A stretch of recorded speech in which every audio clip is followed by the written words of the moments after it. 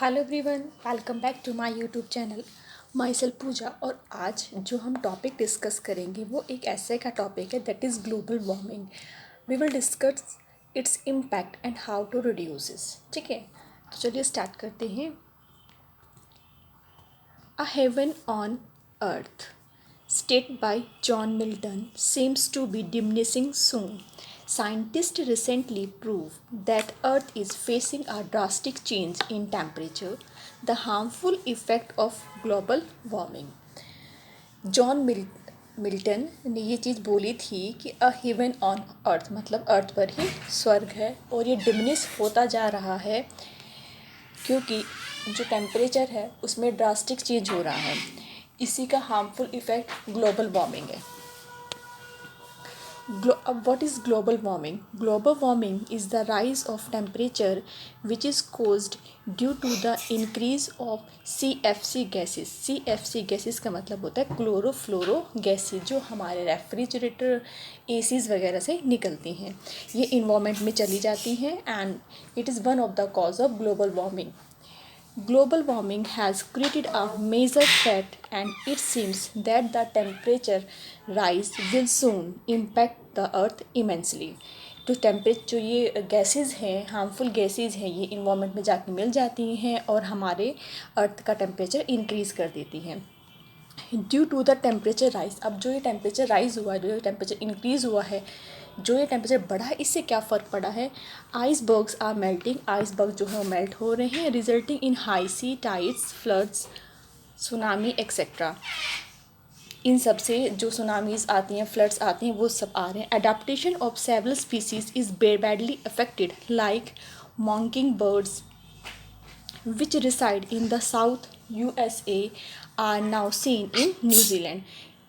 जो global warming हो रही, जो टेम्परेचर का राइज़ हो रहा है, उससे जो आइसबर्ग्स हैं वो मेल्ट हो रहे हैं और बहुत सारी स्पीसीज़ है जिनकी अडाप्टेशन की जो कैपेबिलिटी है वो ख़त्म हो रही है. Here we give an example of mockingbird. जो मॉन्किंग बर्ड है वो पहले साउथ एशिया में मिलती थी, अब वो न्यूजीलैंड में देखी जा रही है. The trend of urbanisation is also the cause of global warming. जो ये अर्बनाइजेशन का ट्रेंड है. अब व्हाट इज़ अर्बनाइजेशन? अर्बनाइजेशन का मतलब होता है जो लोग गांव से नगर की ओर, शहरों की ओर बस रहे हैं, तो that is called the urbanisation. ये भी एक कॉज है ग्लोबल वार्मिंग का, क्योंकि एज डेफोरेस्टेशन इज़ इंक्रीज. इससे क्या हो रहा है? पेड़ बहुत सारे जंगल के जंगल काटे जा रहे हैं उन लोगों के रहने के लिए वहाँ पर, तो डिफॉरेस्टेशन हो रहा है और डिफॉरेस्टेशन से पॉल्यूशन इंक्रीज़ हो रहा है. A significant number increase in the vehicle factories. जो बहुत सारी क्वांटिटीज़ में, बहुत सारे नंबर में जो ये व्हीकल इंक्रीज़ हो रहे हैं, फैक्ट्रीज़ इंक्रीज हो रही हैं, इनसे क्या हो रहा है? जो स्मोक लेवल है वो बहुत ज़्यादा बढ़ रहा है, जो कि मैनकाइंड के लिए, ह्यूमन के लिए और सभी लिविंग थिंग्स के लिए बहुत ज़्यादा खतरनाक है. Environmental fire in the Amazon forest and Australia are the effect of rising global warming. आजकल हमने बहुत सुना है कि अमेजोन के जंगलों में आग लगी, ऑस्ट्रेलिया के फॉरेस्ट में आग लगी, तो वो सब इसी वजह से लगी क्योंकि टेम्परेचर बहुत ज़्यादा बढ़ रहा है. टेम्परेचर ग्लोबल वार्मिंग की वजह से बढ़ रहा है. अब इससे हम क्या कर सकते हैं? Planting more and more trees would help reduce the effect.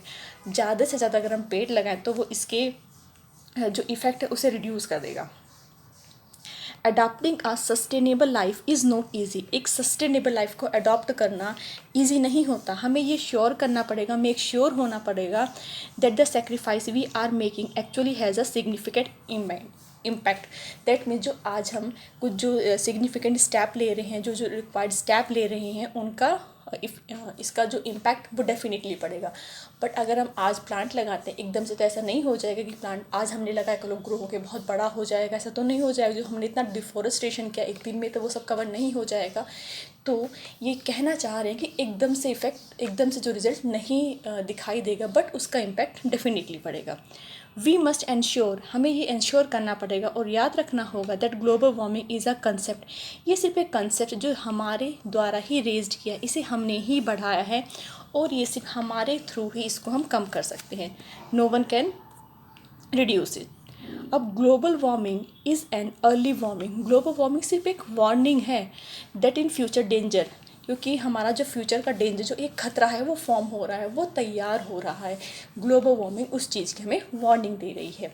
ये ग्लोबल वार्मिंग के ऊपर ऐसे था। कैसा लगा कमेंट करके ज़रूर बताइएगा। और मैंने इसके डिस्क्रिप्शन बॉक्स में एक टेलीग्राम चैनल का लिंक दे दिया है, वहाँ पर अगर आपको PDF चाहिए तो आप मुझे मैसेज कर दीजिएगा, मैं PDF प्रोवाइड करा दूँगी। एंड द सेकंड थिंग, इससे रिलेटेड जो स्लोगन्स है उसका PDF भी मैंने वहाँ पर दे दिया है, तो आप वहाँ से डाउनलोड कर सकते हैं। तो आज के लिए बस इतना ही, अपना सेशन ख़त्म करते हैं। Thank you.